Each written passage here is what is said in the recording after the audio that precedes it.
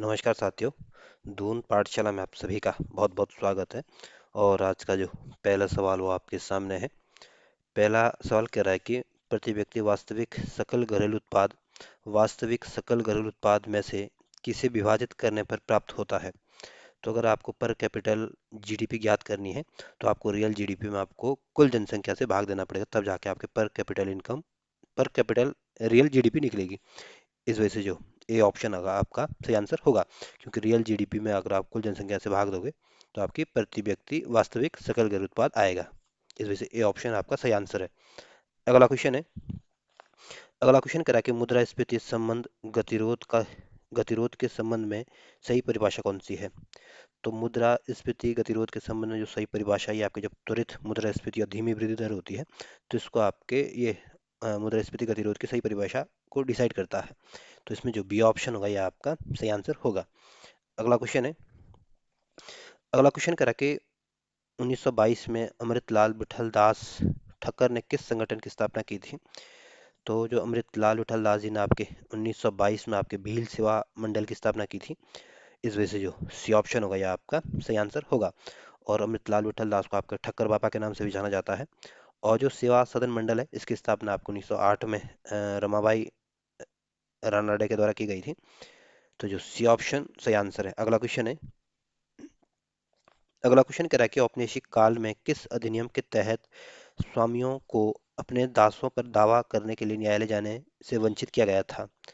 तो जो 1843 का जो भारतीय दासता अधिनियम आया था, इस अधिनियम के तहत आपके जो स्वामी होते थे उनको अपने दासों पर दावा करने के लिए न्यायालय जाने पे रोक लगा दी गई थी।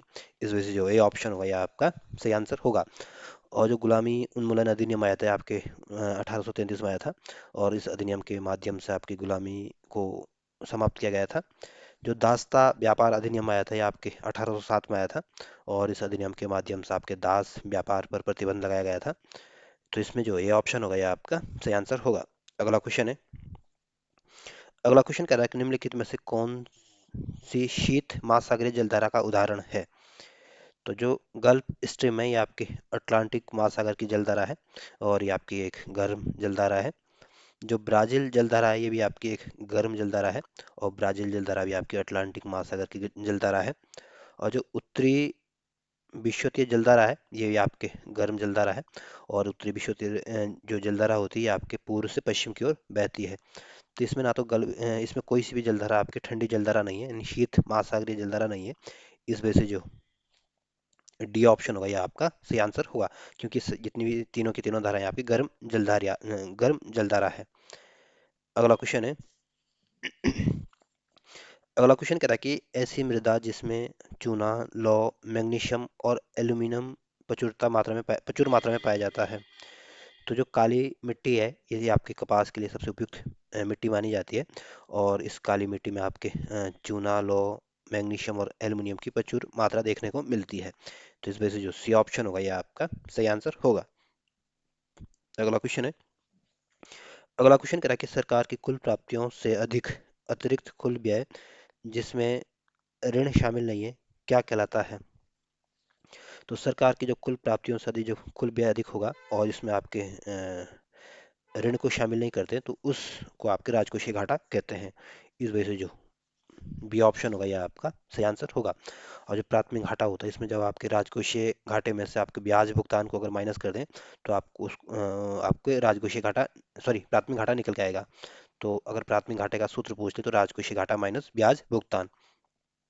जो चालू घाटा होता है ये आपके विदेशी लेन देन को मापता है। और चालू घाटा तब होता है जब आपका आयात अधिक हो और निर्यात कम हो। जब आयात अधिक हो निर्यात कम हो तो उसको आपको चालू घाटा कहते हैं। जो पूंजीगत घाटा होता है वो ये आपके जब पूंजीगत प्राप्तियां आपके पूंजीगत व्यय से कम हो तो उसको आपके पूंजीगत घाटा कहते हैं। क्या यूं बोले कि पूंजीगत व्यय आपके पूंजीगत प्राप्तियों से अधिक है।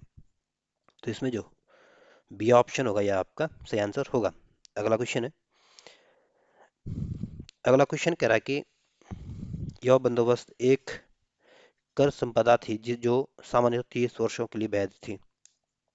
तो जो रैयतवाड़ी बंदोबस्त ये आपकी एक कर व्यवस्था थी। और ये आपके 30 सालों तक वैध रही थी। इसमें जो बी ऑप्शन होगा ये आपका सही आंसर होगा। और जो मालवाड़ी बंदोबस्त थी इसकी शुरुआत आपका 1822 में हुई थी, और ये आपके 30% क्षेत्र पे लागू इसको किया गया था। और मालवाड़ी बंदोबस्त में आपके अंग्रेजों ने आपके गांव के जो मुखिया होता था उनसे डील की गई थी। जो जमींदारी बंदोबस्त है इसको ही आपके स्थायी बंदोबस्त के नाम से भी जाना जाता है, और इसकी शुरुआत आपके लॉर्ड कॉर्नवालिस ने की थी। और इसमें अंग्रेजों ने आपके जो डील की थी आपके जमींदारों से की थी कि आप हमें इतना टैक्स दोगे या इतना कर दोगे। और जो रैयतवाड़ी बंदोबस्त है इसमें आपके जमींदारों उसके जो रैयतवाड़ी बंदोबस्त है इसमें आपके गांव के जो किसान होते थे उनसे अंग्रेजों ने डील की थी कि हमें इतना टैक्स देना। तो रैयतवाड़ी बंदोबस्त में आपके 30 साल के लिए ये वैध रही थी। तो इसमें जो बी ऑप्शन होगा यह आपका सही आंसर होगा। अगला क्वेश्चन है। अगला क्वेश्चन कह रहा है कि ब्रिटिश भारतीय चिकित्सा सेवा के संबंध में सही कथन कौन सा है।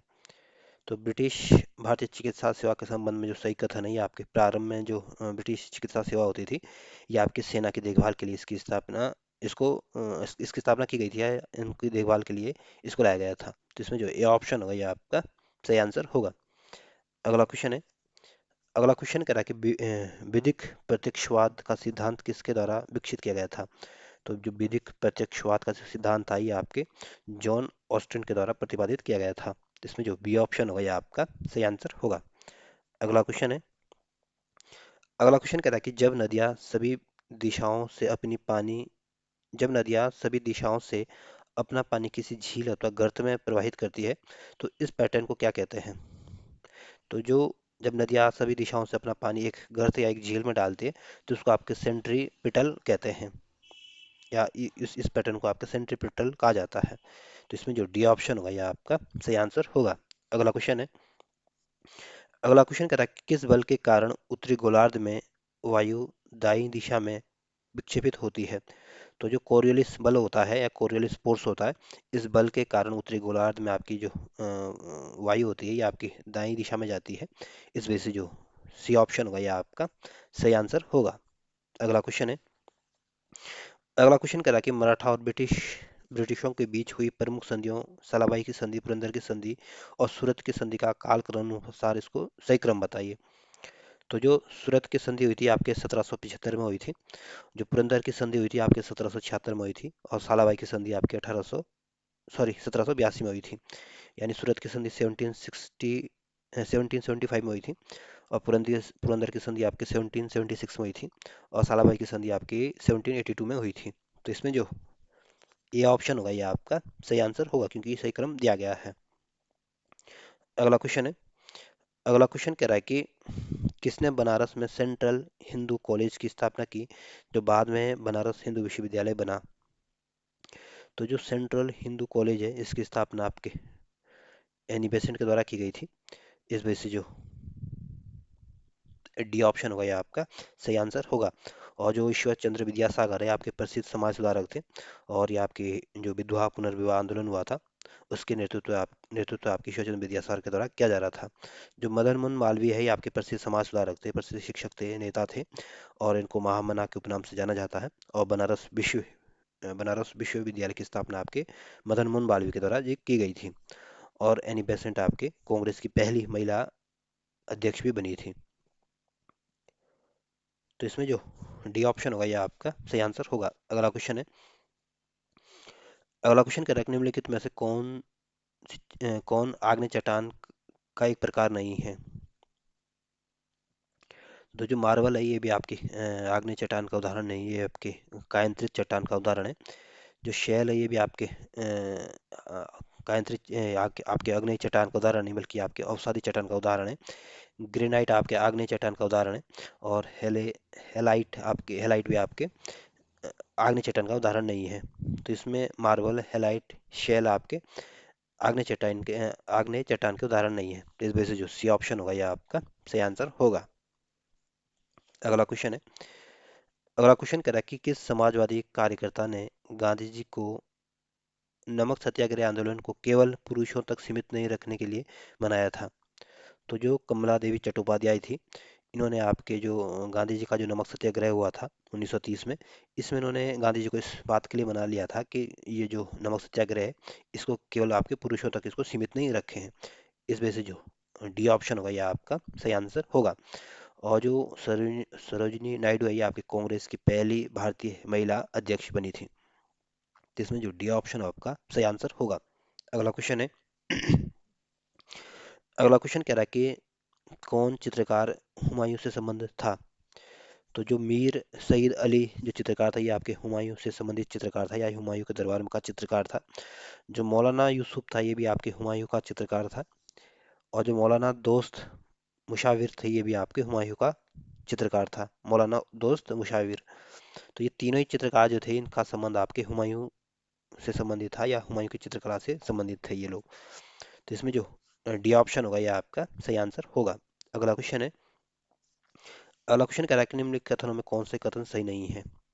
पहला कथन कह रहा है कि राज्य निर्वाचन आयुक्त की नियुक्ति भारत के मुख्य निर्वाचन आयुक्त के द्वारा की जाती है। तो पहला कथन बिल्कुल गलत है। जो राज्य निर्वाचन आयुक्त की जो नियुक्ति की जाती है आपके राज्य के राज्यपाल के द्वारा की जाती है। इस वजह से पहला कथन गलत है। दूसरा कथन कह रहा है कि राज्य विधानमंडलों को पंचायतों के निर्वाचन से संबंधित सभी विषयों पर विधि बनाने की शक्ति होती है। तो दूसरा कथन बिल्कुल ठीक है। जो राज्य की जो विधानसभा होती है ये पंचायतों के निर्वाचन से संबंधित सभी कानून बना सकते हैं। तो इसमें पहला कथन गलत है, दूसरा कथन सही है। और आपको बताना है इसमें कौन सा कथन गलत है। तो इसमें जो ए ऑप्शन दिया गया है ये गलत कथन है। तो इस वजह से जो ए ऑप्शन होगा ये आपका सही आंसर होगा। अगला क्वेश्चन है अगला क्वेश्चन कह रहा है कि कौन से कोशिकांगों के अपने ही डीएनए और राइबोसोम होते हैं। तो जो सूत्र कणिका और लवक होते हैं इन कोशिका के आपके खुद के डीएनए और राइबोसोम होते हैं। इस वजह से जो सी ऑप्शन होगा ये आपका सही आंसर होगा। अगला क्वेश्चन है अगला क्वेश्चन कह रहा है कि एक ही खेत में एक ही निश्चित पैटर्न में एक साथ दो से अधिक फसलें उगाने को क्या कहते हैं। तो एक ही खेत में या एक निश्चित पैटर्न पर जब एक साथ दो फसलें या एक अधिक फसलों एक साथ उगाते हैं तो उस पैटर्न को आपके अंतर फसलीकरण कहते हैं या अंतर फसल कहते हैं। तो जो बी ऑप्शन होगा ये आपका सही आंसर होगा। अगला क्वेश्चन है अगला क्वेश्चन कह रहा है कि निम्नलिखित में से किस पदार्थ में चांदी की वस्तुओं की अभिक्रिया होती है जिसमें वो काली पड़ जाती है। तो जो चांदी की जो चीज़ों पे जो काली परत बन जाती है तो ये आपके सल्फर से अभिक्रिया करने के कारण पड़ जाती है। इस वजह से जो सी ऑप्शन होगा यह आपका सही आंसर होगा। अगला क्वेश्चन है अगला क्वेश्चन कह रहा है कि निम्नलिखित में से किस धातु का अघात वर्धनीयता और तन्यता दोनों गुण होते हैं। तो जो एल्यूमिनियम होता है ये इसमें आपके दोनों ही गुण देखने को मिलते हैं। तो जो सी ऑप्शन होगा ये आपका सही आंसर होगा। ए यू में आपके दोनों गुण देखने को मिलेंगे। अगला क्वेश्चन है अगला क्वेश्चन कह रहा है कि निम्नलिखित में से कौन विद्युत चालक नहीं है। तो जो मानव शरीर है या आपके विद्युत चालक का उदाहरण है या इसमें विद्युत चालक होता है। और जो आसुत जल होता है इसमें आपके विद्युत चालक नहीं होता है। तो इसमें जो पहला कथन ठीक है दूसरा गलत है। तो जो बी ऑप्शन होगा यह आपका सही आंसर होगा। अगला क्वेश्चन है अगला क्वेश्चन कहता है कि किसी अगोलाकार चमकदार चम्मच को सामान्यतः क्या माना जाता है। तो जो अगोलाकार चमकदार चम्मच होती है उसको सामान्यतः आपके परवलयिक दर्पण कहा जाता है। तो इसमें जो डी ऑप्शन होगा यह आपका सही आंसर होगा। अगला क्वेश्चन है अगला क्वेश्चन कर रहा है कि निर्दालु व्याधि किसके कारण होती है। तो जो निर्दालु व्याधि या निद्रा की जो कारण है व्याधि का जो कारण है ये आपके ट्रिपेनोसोमा की वजह के कारण ये आपके निर्दालु व्याधि होती है। तो इसमें जो डी ऑप्शन होगा ये आपका सही आंसर होगा। अगला क्वेश्चन है अगला क्वेश्चन कह रहा है कि निम्नलिखित में से कौन स्वजीवी प्राणी है। तो इसमें जो आपके प्लेने जो प्लेनेरिया है ये आपके स्वजीवी प्राणी है बाकी आपके स्वजीवी प्राणी नहीं है। तो इसमें जो ए ऑप्शन आपका सही आंसर होगा। आपको बताना है कि ये चित्र किसका है। तो ये जो चित्र है ये जो फोटो है ये आपके विघ्नेश पुथुर की चित्र है या उनकी फोटो है। तो इसमें जो डी ऑप्शन होगा ये आपका सही आंसर होगा। अगला क्वेश्चन भी आपके चित्र से संबंधित है। आपको बताना है ये चित्र किसका है। तो ये चित्र आपके गैब्रियल बोरिक पोर्ट का चित्र है। तो इसमें जो सी ऑप्शन होगा ये आपका सही आंसर होगा। सवाल कह रहा है कि भारतीय अर्थव्यवस्था कैसी है। तो जो भारत की जो अर्थव्यवस्था है ये आपकी मिश्रित अर्थव्यवस्था है। इस वजह से जो डी ऑप्शन होगा ये आपका सही आंसर होगा। और मिश्रित अर्थव्यवस्था का मतलब होता है जहाँ गवर्नमेंट भी काम करती है और प्राइवेट सेक्टर भी एक साथ काम करता है। तो प्राइवेट सेक्टर का मोटिव रहता है कि अधिक से अधिक लाभ कमाना या अधिक से अधिक प्रॉफिट कमाना, और गवर्नमेंट का काम रहता है कि अधिक से अधिक लोगों का वेलफेयर करना या लोगों का कल्याण करना है। इस वजह से जो डी ऑप्शन होगा यह आपका सही आंसर होगा। और जो पूंजीवादी अर्थव्यवस्था होती है आपके बाजार आधारित अर्थव्यवस्था होती है, और इसमें आपके प्राइवेट सेक्टर का बोलबाला रहता है, और इसमें गवर्नमेंट की कोई आर्थिक भूमिका नहीं होती है। जो साम्यवादी अर्थव्यवस्था होती है इसमें आपके गवर्नमेंट का पूरी तरह से कंट्रोल होता है। तो इसमें जो डी ऑप्शन होगा यह आपका सही आंसर होगा। अगला क्वेश्चन है। अगला क्वेश्चन कह रहा है कि मिश्रित अर्थव्यवस्था का क्या अभिप्राय है, या मिश्रित अर्थव्यवस्था का क्या मतलब है। तो जो मिश्रित अर्थव्यवस्था होती है इसमें आपके सरकार और निजी क्षेत्र दोनों एक साथ काम करते हैं, इसलिए इसको मिश्रित अर्थव्यवस्था कहते हैं। और बी ऑप्शन कह रहा है कि सरकारी और निजी क्षेत्र का सह अस्तित्व होना। तो इस वजह से जो बी ऑप्शन होगा यह आपका सही आंसर होगा। अगला क्वेश्चन है। अगला क्वेश्चन कह रहा है कि आर्थिक विकास के दृष्टिकोण से भारत की गिनती होती है। तो आर्थिक विकास दृष्टि से या इकोनॉमिक डेवलपमेंट के दृष्टिकोण से देखें तो भारत की गिनती आपके विकासशील राष्ट्र के रूप में हमारी गिनती की जाती है। इस वजह से जो सी ऑप्शन होगा यह आपका सही आंसर होगा। और भारत विश्व के चौथे नंबर की सबसे बड़ी जीडीपी है। और पीपीपी के आधार पर देखें तो भारत विश्व के तीसरे नंबर की सबसे बड़ी इकोनॉमी है। इस वजह से जो सी ऑप्शन होगा यह आपका सही आंसर होगा। अगला क्वेश्चन है। अगला क्वेश्चन कह रहा है कि भारतीय अर्थव्यवस्था का कौन सा क्षेत्र सकल राष्ट्रीय उत्पाद में सबसे अधिक योगदान करता है। तो इंडियन इकोनॉमी में जो सबसे ज़्यादा हमारे जीडीपी में जो सबसे ज़्यादा योगदान है ये आपके तृतीयक क्षेत्र का है, जिसमें आपका सर्विस सेक्टर आता है, और इसमें ये आपके 50% से अधिक योगदान देता है। इस वजह से जो सी ऑप्शन होगा ये आपका सही आंसर होगा। और द्वितीय क्षेत्र का योगदान आपके 30% के आसपास है, और प्राथमिक क्षेत्र का योगदान आपके 17% के आसपास है। तो हमारे इंडियन इकोनॉमी इंडिया इंडिया की जो जीडीपी में सबसे ज़्यादा जो योगदान है आपके तृतीय क्षेत्र का है, और सबसे कम योगदान आपके प्राइमरी सेक्टर का है, और दूसरे नंबर सबसे ज़्यादा योगदान आपके द्वितीय क्षेत्र का है। तो इसमें जो सी ऑप्शन होगा ये आपका सही आंसर होगा। अगला क्वेश्चन है। अगला क्वेश्चन कह रहा है कि बंद अर्थव्यवस्था या क्लोज्ड इकोनॉमी वो अर्थव्यवस्था है जिसमें, तो जो बंद अर्थव्यवस्था होती है वो तो ना तो किसी देश के साथ आयात करता है, ना किसी देश के साथ निर्यात करता है, नहीं किसी देश के साथ ऐसे कोई राजनीतिक संबंध रखता है। तो इसमें जो डी ऑप्शन होगा ये आपका सही आंसर होगा, क्योंकि ये ना तो किसी के साथ आयात करता है, ना ही किसी के साथ निर्यात करता है। उसको आपके बंद इकोनॉमी या बंद अर्थव्यवस्था कहते हैं। इस वजह से डी ऑप्शन आपका सही आंसर है। अगला क्वेश्चन है। अगला क्वेश्चन कह रहे कि ऐसी अर्थव्यवस्था को क्या कहते हैं जिसका शेष विश्व के साथ कोई संबंध नहीं होता है। तो ऐसी इकोनॉमी जो किसी देश के साथ अपना संबंध नहीं रखती, ऐसी अर्थव्यवस्था को या ऐसी इकोनॉमी को आपके बंद अर्थव्यवस्था कहते हैं। इस वजह से जो बी ऑप्शन होगा यह आपका सही आंसर होगा। और जो समाजवादी अर्थव्यवस्था होती है इसमें गवर्नमेंट की प्रमुख भूमिका होती है। और जो मुक्त अर्थव्यवस्था होती है इसमें ये आपके पूंजीवादी अर्थव्यवस्था का ही एक स्वरूप है, और इसमें गवर्नमेंट का कोई हस्तक्षेप नहीं होता है। और जो मिश्रित अर्थव्यवस्था होती है इसमें आपकी प्राइवेट और गवर्नमेंट दोनों एक साथ काम करते हैं। और जो बंद अर्थव्यवस्था होती है आप इसमें विश्व के साथ किसी अन्य देश के साथ कोई संबंध नहीं रखते हैं। तो जो बी ऑप्शन होगा ये आपका सही आंसर होगा। अगला क्वेश्चन है। अगला क्वेश्चन कह रहा है कि यह सत्य होगा कि भारत को परिभाषित किया जाए। ए ऑप्शन कह रहा है कि यह एक खाद्य की कमी वाली अर्थव्यवस्था के रूप में। तो ए ऑप्शन गलत है। भारत में खाद्यान्न की कमी नहीं है, और नहीं हमें कम खादी वाली अर्थव्यवस्था के रूप में परिभाषित किया जाए। तो ये ऑप्शन गलत है कि 1960 में जब हमारे देश में हरित क्रांति नहीं आई थी उस समय तो हमारे यहाँ खाद्यान्न की कमी थी, लेकिन अब इस समय हमारे पास खाद्यान्न की कमी नहीं है। अब तो हम निर्यात करते हैं खाद्यान्न का, तो ये ऑप्शन इस वजह से क्या हो जाता है, गलत हो जाता है। हमारे यहाँ खाद्यान्न की कमी नहीं है। बी ऑप्शन कह रहा है कि वो एक एक श्रम आधिक्य वाली अर्थव्यवस्था के रूप में। तो बी ऑप्शन बिल्कुल ठीक है। भारत की अर्थव्यवस्था को अगर एक आधिक्य वाली अर्थव्यवस्था के रूप में कहा जाए तो इसमें कोई गुरेज नहीं है, क्योंकि भारत जो है विश्व में सबसे अधिक आबादी वाला देश है, और हमारे पास सबसे अधिक मजदूरों की संख्या है, सबसे ज़्यादा श्रमिकों की संख्या है। इसलिए हमें हमारे देश को श्रम आधिक्य वाली अर्थव्यवस्था के रूप में कह सकते हैं।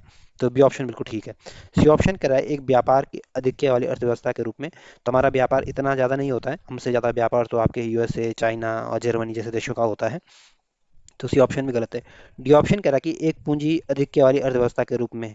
रोना तो हमारे पास यही है कि हमारे पास पूंजी की कमी है, तो इसको हमारे देश को पूंजी आधिक्य वाली अर्थव्यवस्था के रूप में भी नहीं परिभाषित किया जा सकता है। तो हमारे देश में श्रमिकों की संख्या बहुत ज़्यादा है, क्योंकि हमारी आबादी बहुत ज़्यादा है, इसलिए हमारे देश को इकोनॉमी को अगर श्रम आदि की अर्थव्यवस्था कह सकते हैं। इस वजह से जो बी ऑप्शन होगा यह आपका सही आंसर होगा। अगला क्वेश्चन है, अगला क्वेश्चन कह रहा है कि किसी देश का आर्थिक विकास निर्भर किस पर करता है। तो किसी देश की जो इकोनॉमिक इकोनॉमिक डेवलपमेंट जो डिपेंड करता है, ये आपके वहाँ के जो प्राकृतिक संसाधन है उसके ऊपर डिपेंड करता है कि उनके पास कितने प्राकृतिक संसाधन है, उनके पास पूंजी कितनी है, उनके पूंजी निर्माण भी ये डिसाइड करता है कि उस देश का आर्थिक विकास कैसे होगा। अब बाजार का आकार कैसा है, या छोटा है बड़ा है, इसमें उनके पास कितनी पूंजी है। तो ये सारे फैक्टर जो हैं ये आपके आर्थिक विकास के को निर्भर करते हैं। अगर ये पूंजी आपके पास बहुत ज़्यादा है, प्राकृतिक संसाधन बहुत ज़्यादा है, बाजार का आकार बड़ा है, तो ऑब्वियस ही बात है कि आपकी इकोनॉमी की डेवलपमेंट अच्छा होगा। तो ये सारे कारण आपके आर्थिक विकास पर निर्भर करते हैं। इस वजह से जो डी ऑप्शन होगा ये आपका सही आंसर होगा।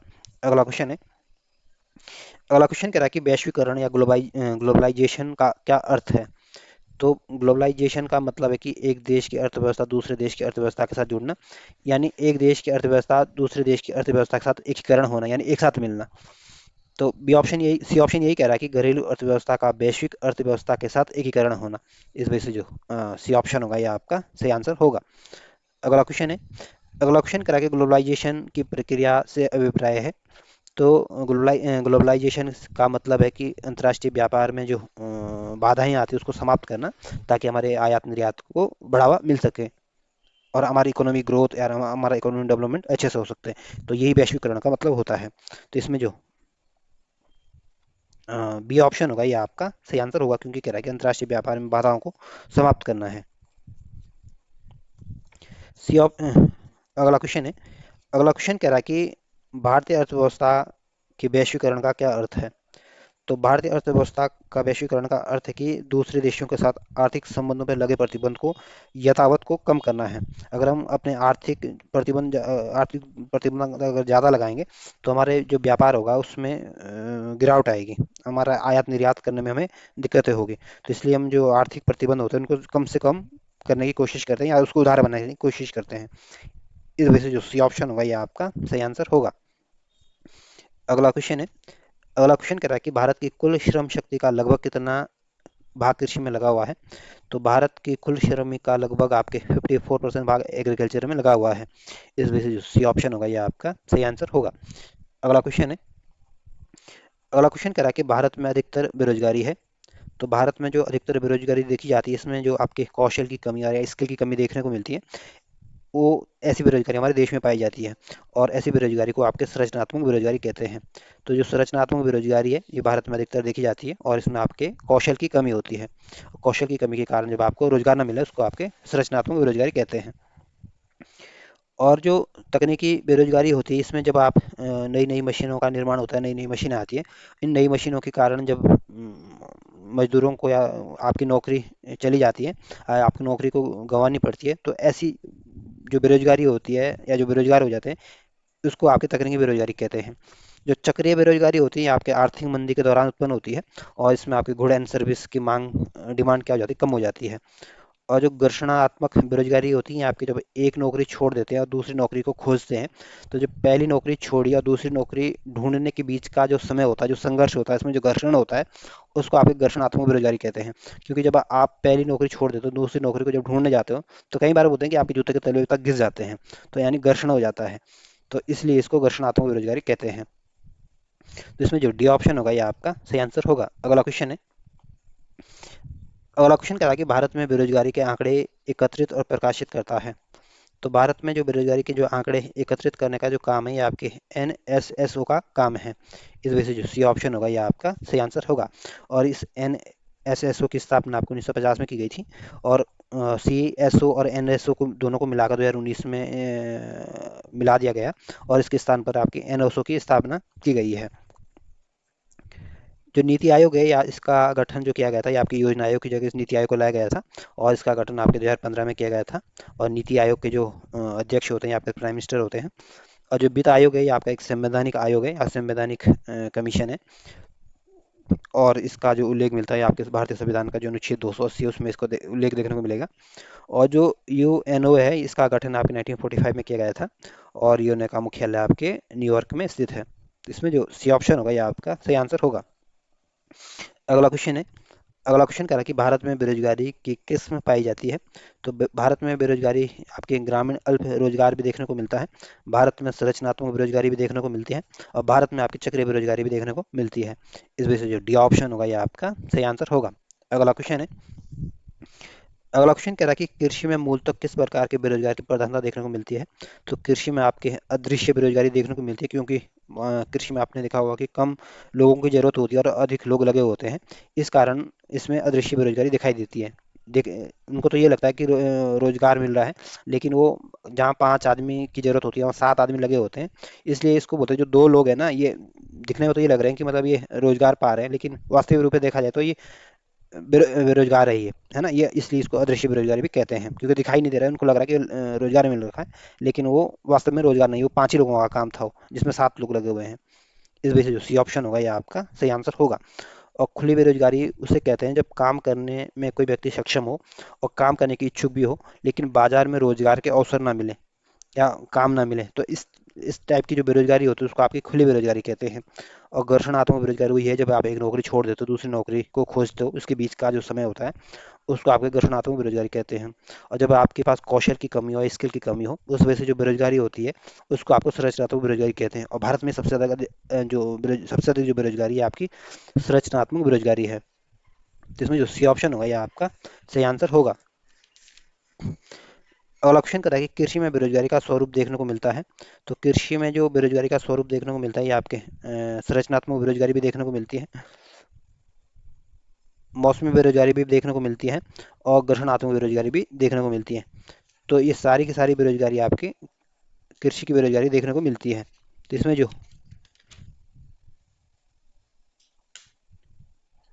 डी ऑप्शन होगा ये आपका सही आंसर होगा। और जो मौसमी बेरोजगारी होती है इसमें आपके कुछ महीने ही आपको रोजगार मिलता है, जब बारिश बुरिश होती है, मौसम का सीजन होता है, उस समय कुछ महीने आपको जब रोजगार मिलता है उसको मौसमी बेरोजगारी मिलते हैं। अगला क्वेश्चन है, अगला क्वेश्चन कह रहा है कि प्रच्छन्न बेरोजगारी का अर्थ क्या है। तो प्रच्छन्न बेरोजगारी का मतलब है ये आपके प्रच्छन्न बेरोजगारी आपके कृषि क्षेत्र में देखने को मिलती है, और जब आवश्यकता से अधिक लोग लगे होते हैं तो उसको यही आपके प्रच्छन्न बेरोजगारी कहते हैं। और डी ऑप्शन ये कह रहा है कि आवश्यकता से अधिक लोगों का कार्यरत होना, इसको यही आपके प्रच्छन्न बेरोजगारी कहते हैं। इस वजह से डी ऑप्शन होगा ये आपका सही आंसर होगा। ये ऑप्शन कह रहा है कि काम करने की इच्छुक होता है और काम ना मिलना। तो अगर काम करने के आप इच्छुक और आपको काम ना मिले तो ऐसी कंडीशन को तो आपको बेरोजगारी कहते हैं। बी ऑप्शन करके पूरे वर्ष भर प्रत्येक दिन काम न मिलना, अगर पूरे साल आपको काम नहीं मिलते हैं तो इसको सामान्य स्थिति बेरोजगारी कहते हैं। तो इसमें जो प्रचल बेरोजगारी है ये आपके आवश्यकता से अधिक लोग लगे रहते हैं, तो इसमें जो डी ऑप्शन होगा ये आपका सही आंसर होगा। अगला क्वेश्चन है, अगला क्वेश्चन कह रहा है कि भारत में ग्रामीण क्षेत्रों में कौन सी बेरोजगारी सर्वाधिक पाई जाती है। तो ग्रामीण क्षेत्रों में आपके मौसमी बेरोजगारी भी देखने को मिलती है और अदृश्य बेरोजगारी भी देखने को मिलती है। तो ये दोनों बेरोजगारी आपके ग्रामीण क्षेत्रों में देखने को मिलेगी। इस वजह से जो सी ऑप्शन होगा ये आपका सही आंसर होगा। अगला क्वेश्चन है, अगला क्वेश्चन कह रहा है कि वर्तमान समय में देश के किस प्रकार की बेरोजगारी की समस्या बहुत गंभीर समस्या बनी हुई है। तो वर्तमान समय में बेरोजगार की जो सबसे बड़ी समस्या बनी हुई है ये आपकी शिक्षित बेरोजगारों की समस्या बनी हुई है। इस वजह से जो सी ऑप्शन होगा ये आपका सही आंसर होगा। अगला क्वेश्चन है, अगला क्वेश्चन कह रहा है कि भारत में छिपी हुई बेरोजगारी मुख्य रूप से संबंधित है। तो जो छिपी हुई बेरोजगारी ये आपके कृषि क्षेत्र में देखने को मिलेगी, और ये आपके ग्रामीण क्षेत्र में देखने को मिलती है। विनिर्माण क्षेत्र और शहरी क्षेत्र में ये बेरोजगारी नहीं देखने को मिलती है। इस वजह से जो डी ऑप्शन होगा ये आपका सही आंसर होगा। अगला क्वेश्चन है, अगला क्वेश्चन कह रहा है कि संरचनात्मक बेरोजगारी का कारण है। तो संरचनात्मक बेरोजगारी का कारण क्या है कि इसमें अपर्याप्त उत्पादन क्षमता होती है इन पे, क्योंकि स्किल की कमी होती है, कौशल की कमी होती है, तो इस वजह से उनको सही से ये अच्छा जितना उत्पादन होना उतना उत्पादन नहीं हो पाता है, इसलिए ये अपर्याप्त उत्पादन क्षमता कर पाते हैं। इस वजह से D option sorry C option होगा ये आपका सही आंसर होगा, क्योंकि ज़्यादा जितना उत्पादन करना उतना उत्पादन नहीं कर पाते, क्योंकि उनके पास इतना स्किल इतना कौशल नहीं है। इस वजह से सी ऑप्शन होगा ये आपका सही आंसर होगा। अगला क्वेश्चन है, अगला क्वेश्चन कहता है कि शहरी क्षेत्रों में आमतौर पर किस प्रकार की बेरोजगारी देखी देखी जाती है। तो शहरी क्षेत्रों में अक्सर जो बेरोजगारी देखी जाती है, आपकी शिक्षित बेरोजगारी देखी जाती है। इस वजह से जो सी ऑप्शन, ए ऑप्शन होगा, यह आपका सही आंसर होगा। और जो प्रचंड बेरोजगारी है आपके कृषि क्षेत्र में देखी जाती है, ग्रामीण क्षेत्र में देखी जाती है। और जो मौसमी बेरोजगारी है आपके कुछ महीने में ही रोजगार मिलता है इसमें। और ये भी आपके ग्रामीण और शहरी दोनों क्षेत्रों में देखने को मिलती है। तो इसमें जो ए ऑप्शन होगा, यह आपका सही आंसर होगा। अगला क्वेश्चन है। अगला क्वेश्चन कह रहा है कि प्रचंड बेरोजगारी का अर्थ सामान्यतः है जहाँ डैश डैश है। तो प्रचंड बेरोजगारी का मतलब है जब आपकी श्रम की सीमांत उत्पादकता शून्य होती है। अब इसका मतलब क्या होगा कि सीमांत उत्पादकता शून्य हुई, मान लें किसी खेत में 10 बोरी गेहूं उगता है और उसमें 5 लोगों की ज़रूरत है, और ये 5 लोग हर साल ये खेती करते हैं और 10 बोरी गेहूं उगा लेते हैं। लेकिन 2 लोग उसमें और शामिल हो जाते हैं, और वो भी, जब वो 2 लोग और शामिल हो जाते तब भी गेहूं की 10 ही बोरियां उत्पादन होता है। तो जो 2 लोग होते हैं, इनकी जो श्रम की जो सीमांत उत्पादकता है शून्य हो जाती है। और प्रचंड बेरोजगारी क्या होती है? छिपी हुई बेरोजगारी होती है। तो ये आपके कृषि क्षेत्र में देखने को मिलती है। तो इसलिए प्रचंड बेरोजगारी की जो श्रम की सीमांत उत्पादकता होती है शून्य होती है, क्योंकि जो 2 लोग लगे हैं ये कोई उत्पादन नहीं कर पा रहे। पहले भी 10 ही बोरी उत्पादन हो रहा था, अभी 2 लोग और शामिल हो गए, फिर भी 10 ही बोरी उत्पादन हो रहा है। तो जो 2 लोग हैं इनकी उत्पादकता क्या है? शून्य है बिल्कुल। तो इस वजह से जो सी ऑप्शन होगा ये आपका सही आंसर होगा। अगला क्वेश्चन है। अगला क्वेश्चन करा कि किस प्रकार की बेरोजगारी में स्नातकोत्तर डिग्री के युवा नौकरियों में प्राप्त नहीं कर पाते हैं। तो जो यूजी और पीजी करके जो छात्र बैठे होते हैं, उनकी जो युवा नौकरियां नहीं मिल पाती है, ये आपकी शैक्षिक बेरोजगारी की कैटेगरी में आएगी, है ना। ये शिक्षित बेरोजगारी है। इस वजह से जो सी ऑप्शन होगा ये आपका सही आंसर होगा। और मौसमी बेरोजगारी आपके कुछ ही महीने रोजगार मिलता है। और प्रचंड बेरोजगारी आपके आवश्यकता से अधिक लोग काम में लगे रहते हैं। इस वजह से सी ऑप्शन आपका सही आंसर है। अगला क्वेश्चन है। अगला क्वेश्चन करा कि डैश डैश बेरोजगारी तब होती है जब लोगों को वर्ष के कुछ महीने के दौरान रोजगार नहीं मिल पाता है। तो मौसमी बेरोजगारी जो होती है इसमें कुछ ही मंथ में आपको रोजगार मिलता है, बाकी महीने में आपको रोजगार नहीं मिल पाता है। तो ऐसे बेरोजगारी को आपकी मौसमी बेरोजगारी कहते हैं। तो जो सी ऑप्शन होगा ये आपका सही आंसर होगा। अगला क्वेश्चन है। अगला क्वेश्चन कह रहा है कि प्रचंड बेरोजगारी को और किस नाम से जाना जाता है। तो प्रचंड बेरोजगारी को आपके अल्प रोजगार के नाम से भी जाना जाता है। इस वजह से जो ए ऑप्शन होगा ये आपका सही आंसर होगा।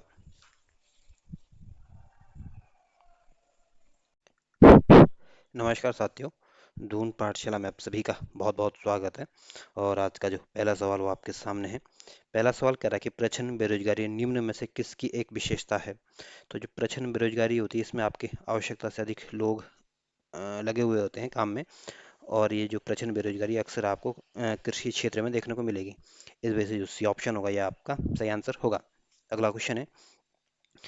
अगला क्वेश्चन कह रहा है कि वर्ष के अधिकांश हिस्से में बेरोजगार रहने वाले व्यक्तियों की संख्या को कहा जाता है।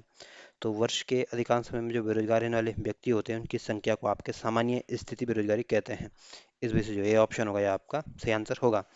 और दैनिक स्थिति बेरोजगारी उसे कहते हैं जब एक दिन में 1 घंटे के लिए भी कोई लाभकारी काम ना मिलता हो, तो उस स्थिति को आपका दैनिक स्थिति बेरोजगारी कहते हैं।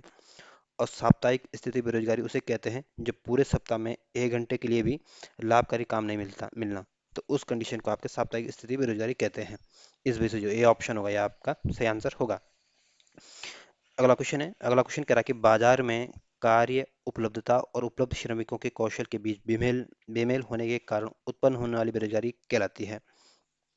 तो अगर बाजार में काम उपलब्ध है लेकिन श्रमिक भी उपलब्ध है, लेकिन उन श्रमिकों जो मजदूर होते हैं, श्रमिक होते हैं, उनके पास कौशल की अगर कमी है, तो उस स्थिति को आपके सृजनात्मक बेरोजगारी कहते हैं। तो जब आप में कौशल की कमी होती है और उस मार्केट में उस काम होता है, लेकिन कौशल की कमी की वजह से आप बेरोजगार रह जाते हैं, तो इस स्थिति को आपके सृजनात्मक बेरोजगारी कहते हैं। इस वजह से जो डी ऑप्शन होगा ये आपका सही आंसर होगा। और जो मौसमी बेरोजगारी होती है इसमें आपके कुछ ही मंथ में आपको काम मिलता है, और जब आर्थिक मंदी के कारण आपके बेरोजगारी फैलती है तो उसको आर्थिक बेरोजगारी कहते हैं। तो इसमें जो डी ऑप्शन होगा ये आपका सही आंसर होगा। अगला क्वेश्चन है। अगला क्वेश्चन करा कि डैश डैश जिसे खोज बेरोजगारी के रूप में भी जाना जाता है तब होता है जब कर्मचारी अपनी वर्तमान नौकरी खो देते हैं और दूसरी नौकरी खोजने की प्रक्रिया में होते हैं। तो जो प्रतिरोधक प्रतिरोधात्मक बेरोजगारी है। इसको आपके खोजी बेरोजगारी भी कहते हैं। और ये बेरोजगारी तब होती है जब आप एक नौकरी छोड़ देते हो और दूसरी नौकरी को खोजने के लिए निकलते हो। उसमें जो एक नौकरी और दूसरी नौकरी के बीच में जो छोड़ने का जो समय होता है, उसको आपके प्रतिरोधात्मक बेरोजगारी कहते हैं। और इसको ही आपके घर्षणात्मक बेरोजगारी भी कहते हैं। जिसमें जो बी ऑप्शन होगा ये आपका सही आंसर होगा। और प्रच्छन्न बेरोजगारी, आपके आवश्यकता से अधिक जब लोग काम में लगे रहते हैं, उसको प्रच्छन्न बेरोजगारी कहते हैं। स्वैच्छिक बेरोजगारी उसे कहते हैं जब अपनी इच्छा के अनुसार उसको काम नहीं मिलता हो। और शास्त्रीय बेरोजगारी उसे कहते हैं जब मजदूरी बढ़ जाती है और श्रम की आपूर्ति अधिक हो जाती है, और जिन कारणों से कुछ मजदूरों को रोजगार नहीं मिल पाता है। तो ध्यान हो, शास्त्रीय बेरोजगारी किसे कहते हैं? जब मजदूरी की दर बढ़ जाती है और श्रमिकों की आपूर्ति अधिक हो जाती है, यानी मजदूरी बढ़ने से मजदूरों की संख्या क्या हो जाती है? बढ़ जाती है।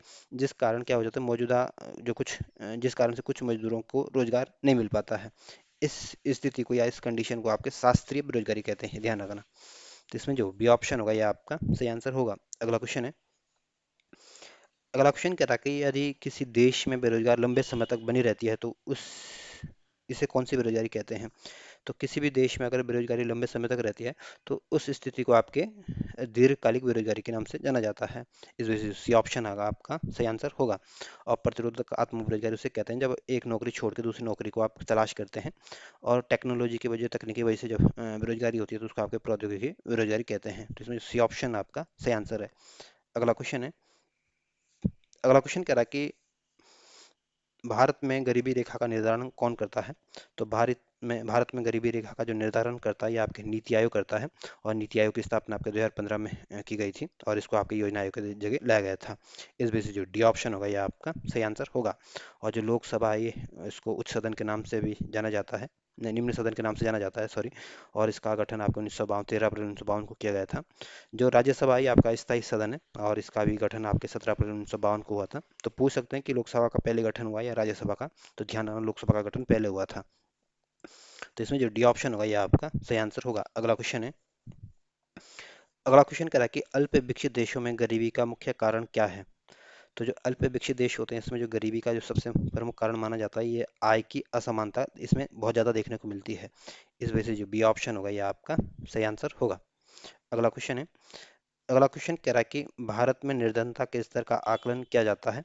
तो भारत में अगर निर्धनता का जो आकलन देखा जाता है, आपके परिवार के उपभोग व्यय के आधार पर उसकी निर्धनता का आकलन किया जाता है या देखा जाता है। जिसमें आपका सी ऑप्शन जो होगा यह आपका सही आंसर होगा। अगला क्वेश्चन है। अगला क्वेश्चन कह रहा है कि मुख्यतः गरीबी उन्मूलन हेतु निम्नलिखित में से किस प्रधानमंत्री ने मूल रूप से 20 सूत्री कार्यक्रम प्रारंभ किया था? तो इस 20 सूत्री कार्यक्रम जो था ये आपके गरीबी उन्मूलन से संबंधित है। और इसकी शुरुआत आपकी 1975 में की गई थी। और इसको जो भारत की जो पहली महिला प्रधानमंत्री थी, श्रीमती इंदिरा गांधी जी, उनके द्वारा इस कार्यक्रम को या इस प्रोग्राम को चलाया गया था। इस वजह से जो डी ऑप्शन होगा यह आपका सही आंसर होगा। और जवाहरलाल नेहरू आपके भारत के पहले प्राइम मिनिस्टर थे। और आराम हराम का नारा आपके जवाहरलाल नेहरू के द्वारा दिया गया था। लाल बहादुर शास्त्री भारत के दूसरे नंबर के मुख्य प्रधानमंत्री थे। और लाल बहादुर शास्त्री जी ने आपके जय जवान जय किसान का नारा दिया था। तो इसमें जो डी ऑप्शन होगा यह आपका सही आंसर होगा। अगला क्वेश्चन है। अगला क्वेश्चन कहता है कि किस राज्य में अत्यधिक कुपोषण के कारण भारत का इथोपिया कहा जाता है? तो जो मध्य प्रदेश है, इसको भारत के इथोपिया के नाम से जाना जाता है, क्योंकि यहाँ पे अत्यधिक कुपोषण के कारण इसको भारत का इथोपिया कहा जाता है। तो इसमें जो बी ऑप्शन होगा यह आपका सही आंसर होगा। और जो झारखंड है ये आपके 2000 में जब उत्तराखंड बना था 2000 में, तब उस समय इस राज्य को भी बनाया गया था। और झारखंड की राजधानी आपकी रांची है। उड़ीसा आपकी 1936 में बिहार से अलग राज्य बना था, और उड़ीसा की राजधानी आपकी भुवनेश्वर है। और बिहार आपका 1912 में राज्य बना था, और बिहार की राजधानी आपकी पटना है। तो इसमें जो बी ऑप्शन होगा ये आपका सही आंसर होगा। अगला क्वेश्चन कह रहा है कि निम्नलिखित में से कौन सा एक सूचकांक भारत में गरीबी की तीव्रता का की माप का सबसे उपयुक्त है? तो भारत में जो गरीबी की तीव्रता का की जो माप का सबसे जो उपयुक्त पैमाना है, ये आपके बहुआयामी गरीबी सूचकांक है। इस वजह से जो डी ऑप्शन होगा ये आपका सही आंसर होगा। और ये जो बहुआयामी गरीबी सूचकांक है ये आपके यूएनडीपी के द्वारा इसको प्रकाशित किया गया था। और 2010 में इसको पहली बार प्रकाशित किया गया था। और बहुआयामी गरीबी सूचकांक में 10 तो संकेतक है और 3 इसमें आयाम है। ये तीन आयाम कौन कौन से हैं आपके? एक तो शिक्षा है आपका, दूसरा स्वास्थ्य है, तीसरा आपका जीवन स्तर है। इस वजह से जो डी ऑप्शन होगा, यह आपका सही आंसर होगा। और जो मानव विकास सूचकांक है, ये भी आपके यूएनडीपी के द्वारा इसको प्रकाशित किया जाता है। और मानव विकास सूचकांक सबसे पहले 1990 में इसको प्रकाशित किया गया था। और मानव विकास सूचकांक में भी आपके तीन मानकों पर ये आधारित होता है: शिक्षा, स्वास्थ्य और आपका जीवन स्तर। और जो लिंग असमानता सूचकांक है, ये भी आपके यूएनडीपी के द्वारा इसको प्रकाशित किया जाता है। और लिंग असमानता सूचकांक को पहली बार आपके 2010 में जो पहली बार इसको एचडीआई की रिपोर्ट में इसको पेश किया गया था। इसमें जो डी ऑप्शन होगा, यह आपका सही आंसर होगा। अगला क्वेश्चन है। अगला क्वेश्चन कह रहा है कि निम्नलिखित में से कौन सा कार्यक्रम ग्रामीण भारत की गरीबी दूर करने से संबंधित है? तो आईआरडीपी की स्थापना आपके 1978 में की गई थी। और आईआरडीपी का पूरा नाम है आपका इंटीग्रेटेड रूरल डेवलपमेंट प्रोग्राम है। और इसका गठन आपके 1978 में किया गया था। और ये आपकी गरीबी उन्मूलन से संबंधित है। टाइसम की शुरुआत आपके 1979 में की गई थी, और ये भी आपकी गरीबी उन्मूलन से संबंधित है। और नेशनल रूरल एम्प्लॉयमेंट प्रोग्राम की शुरुआत आपके 1980 में हुई थी। और ये भी आपके, इसने भी आपकी गरीबी को दूर करने के लिए इसको चलाया गया था। तो ये सारी योजनाएं जो थी आपकी गरीबी को दूर करने के लिए चलाई गई थी। इस वजह से जो डी ऑप्शन होगा, ये आपका सही आंसर होगा। अगला क्वेश्चन है। अगला क्वेश्चन कह रहा है कि भारत में नगरीय गरीबी की जड़ें ग्रामीण क्षेत्रों में नियत हैं। तो पहला कथन बिल्कुल ठीक है। जो भारत में जो नगरों की जो गरीबी है, इसकी जड़ें आपके ग्रामीण क्षेत्रों से जुड़ी हुई है। इस वजह से पहला कथन ठीक है। दूसरा कथन कह रहा है ग्रामीण क्षेत्रों में शिक्षा का स्तर नीचा है।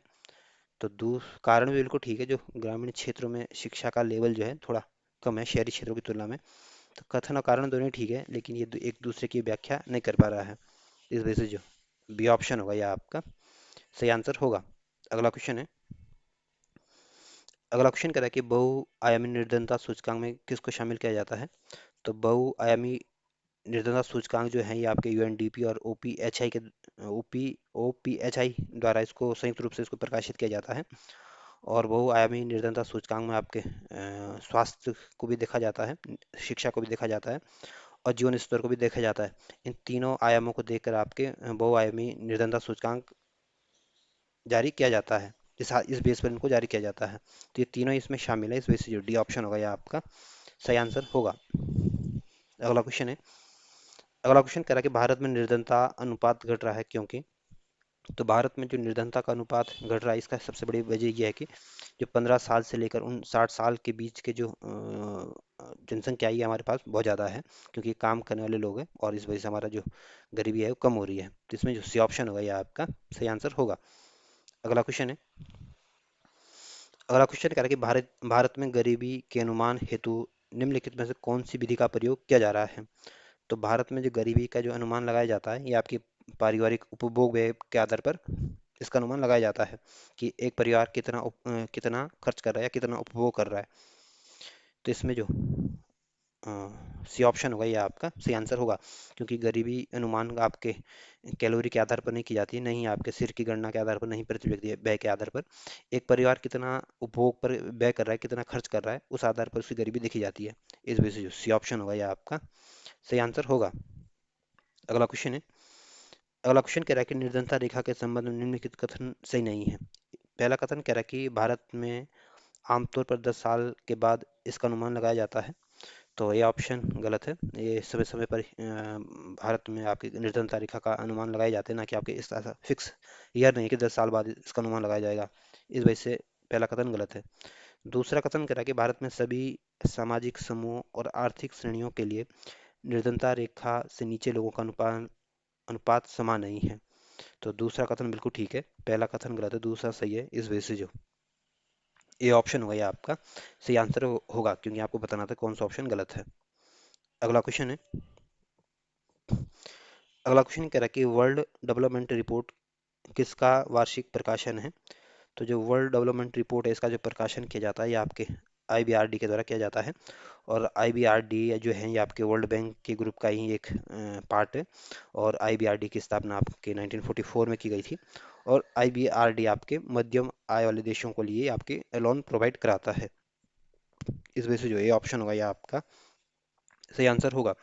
और जो आईएमएफ है, इसकी स्थापना आपके 1945 में आप की गई थी और इसका जो मुख्यालय ये आपके वाशिंगटन डीसी में स्थित है। और जो यूएनडीपी है इसका गठन आपके 1965 में किया गया था और न्यूयॉर्क में इसका मुख्यालय स्थित है। जो डब्ल्यूटीओ है इसकी स्थापना आपकी 1995 में की गई थी और जिनेवा में इसका मुख्यालय है। तो इसमें जो ये ऑप्शन होगा ये आपका सही आंसर होगा। अगला क्वेश्चन है। अगला क्वेश्चन कह रहा है कि मानव विकास सूचकांक एचडीआई किसने बनाया था? तो जो मानव विकास सूचकांक है एचडीआई है, ह्यूमन डेवलपमेंट इंडेक्स है, ये आपकी यूएनडीपी के द्वारा इसको बनाया गया था। इस वजह से जो डी ऑप्शन होगा ये आपका सही आंसर होगा। और जो अंकटाड है इसका गठन आपके 1964 में किया गया था और इसका मुख्यालय भी आपके जिनेवा में स्थित है। जो आसियान है इसका गठन आपके 1967 में किया गया था और आईबीआरडी का गठन आपके 1944 में किया गया था। और इस ये आपके आपके वर्ल्ड बैंक का ही एक ग्रुप है या इसका मेंबर है। जिसमें जो डी ऑप्शन होगा ये आपका सही आंसर होगा। अगला क्वेश्चन है। अगला क्वेश्चन कह रहा है कि मानव विकास की अवधारणा किसके द्वारा दी गई थी? तो जो मानव विकास की जो अवधारणा जो दी गई थी आपके जो पाकिस्तान के जो अर्थशास्त्री थे महबूब उल हक, उनके द्वारा ये धारणा दी गई थी। इस वजह से जो बी ऑप्शन होगा ये आपका सही आंसर होगा। और महबूब महबूब उल हक के जो सहयोगी रहे थे ये आपके भारत के जो प्रसिद्ध अर्थशास्त्री रहे थे अमर्त्य सेन, ये भी इसमें शामिल थे, इनके इसमें सहयोगी थे। और अमर्त्य सेन आपके इनको ये कल्याणकारी अर्थशास्त्र के लिए इनको 1998 में आपके नोबेल पुरस्कार से सम्मानित किया गया था। तो इसमें जो बी ऑप्शन होगा ये आपका सही आंसर होगा। अगला क्वेश्चन है। अगला क्वेश्चन कह रहा है कि निम्नलिखित सूचकांकों में से कौन सा मानव विकास सूचकांक की गणना में शामिल नहीं किया जाता है? तो मानव विकास सूचकांक में आपकी जीवन प्रत्याशा को भी देखा जाता है, प्रति व्यक्ति आय भी देखी जाती है, शिक्षा को भी देखा जाता है, लेकिन सामाजिक असमानता मानव विकास सूचकांक में नहीं देखी जाती है, ये इसका आयाम नहीं है। इस वजह से जो बी ऑप्शन होगा ये आपका सही आंसर होगा। अगला क्वेश्चन है। अगला क्वेश्चन कह रहा है कि मानव कौन कौन सा मानव विकास सूचकांक का हिस्सा नहीं है? तो स्वास्थ्य और पोषण आपके मानव विकास सूचकांक का हिस्सा है। जन्म के समय जीवन प्रत्याशा भी आपके मानव विकास सूचकांक का ही पार्ट है। प्रति व्यक्ति आय भी आपके मानव विकास सूचकांक का ही हिस्सा है। लेकिन सकल नाम निवेश दर जो है ये आपके मानव विकास सूचकांक का हिस्सा नहीं है। इस वजह से जो बी ऑप्शन होगा ये आपका सही आंसर होगा। अगला क्वेश्चन है। अगला क्वेश्चन कह रहा है कि मानव विकास सूचकांक एसडीआई का आधार क्या है?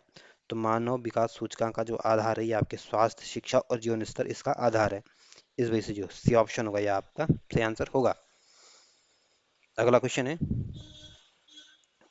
अगला क्वेश्चन कह रहा है कि राज्य स्तरीय मानव विकास रिपोर्ट जारी करने वाला प्रथम राज्य कौन सा है? तो जो राज्य स्तर पर जो मानव विकास रिपोर्ट सबसे पहले जारी की थी आपके मध्य प्रदेश ने जारी की थी और मध्य प्रदेश ने ये रिपोर्ट आपके 1995 में जारी की थी। इस वजह से जो सी ऑप्शन होगा ये आपका सही आंसर होगा। अगला क्वेश्चन है। अगला क्वेश्चन कह रहा है कि संयुक्त राष्ट्र विकास कार्यक्रम यूएनडीपी की मानव विकास रिपोर्ट के तर्ज पर भारत की पहली मानव विकास रिपोर्ट कब जारी की गई थी? तो यूएनडीपी की तर्ज पर ही भारत में जो मानव विकास रिपोर्ट जो पहली बार दर्ज की गई थी आपके अप्रैल 2002 में जारी की गई थी। इस वजह से जो सी ऑप्शन होगा यह आपका सही आंसर होगा। अगला क्वेश्चन है। अगला क्वेश्चन कह रहा है कि यूएनडीपी का मानव विकास रिपोर्ट में भारत किस श्रेणी में रखा गया है? तो ये यूएनडीपी की जो मानव विकास रिपोर्ट आती है इसमें भारत को जो रखा गया है ये आपके मध्यम मानव विकास श्रेणी की या मध्यम मानव विकास कैटेगरी में रखा गया है। इस वजह से जो बी ऑप्शन होगा यह आपका सही आंसर होगा। अगला क्वेश्चन है। अगला क्वेश्चन कह रहा है कि निम्नलिखित में से कौन सा मानव विकास सूचकांक का माप नहीं है? तो जीवन प्रत्याशा जो है ये आपके मानव विकास सूचकांक का माप है। साक्षरता दर भी आपके मानव विकास सूचकांक का माप है। सकल नामांकन भी आपके मानव विकास सूचकांक का माप है। लेकिन लिंग अनुपात आपके मानव विकास सूचकांक का माप नहीं है। इस वजह से जो बी ऑप्शन होगा ये आपका सही आंसर होगा। और इस चैप्टर की भी यही समाप्ति होती है। धन्यवाद।